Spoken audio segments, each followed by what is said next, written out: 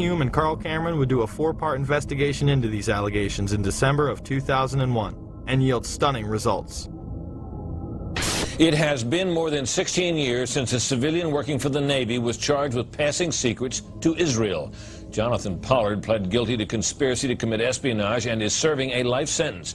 At first, Israeli leaders claimed Pollard was part of a rogue operation, but later took responsibility for his work.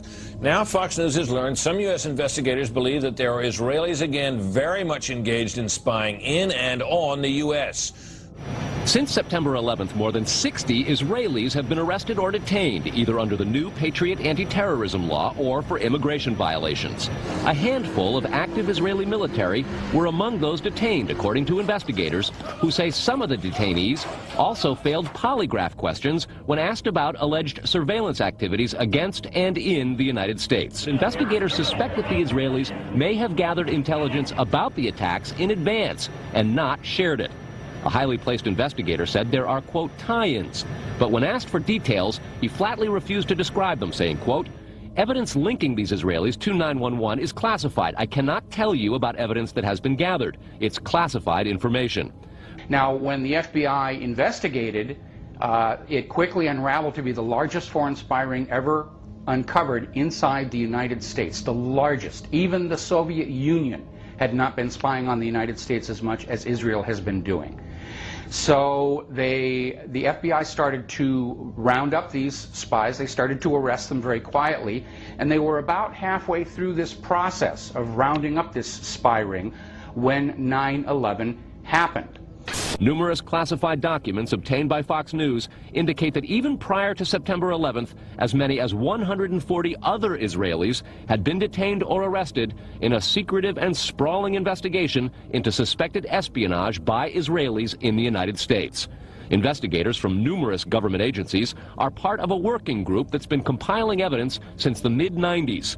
These documents detail hundreds of incidents in cities and towns across the country that investigators say, quote, may well be an organized intelligence gathering activity.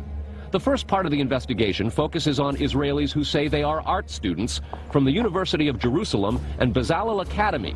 Documents say they, quote, targeted and penetrated military bases, the DEA, FBI, and dozens of other government facilities, and even secret offices and unlisted private homes of law enforcement and intelligence personnel. The majority of those questioned, quote, stated they served in military intelligence, electronic surveillance intercept, and/or explosive ordnance units. Why would Israelis spy in and on the U.S.? A General Accounting Office investigation referred to Israel as Country A and said, quote, according to a U.S. intelligence agency, the government of Country A conducts the most aggressive espionage operation against the U.S. of any U.S. ally. The document concludes, quote, Israel possesses the resources and technical capability to achieve its collection objectives. What about this question of advanced knowledge of what was going to happen on 9/11? How clear are investigators that some Israeli agents may have known something? Well, it's very explosive information, obviously, and there's a great deal of evidence that they say they have collected, none of it necessarily conclusive. It's more when they put it all together.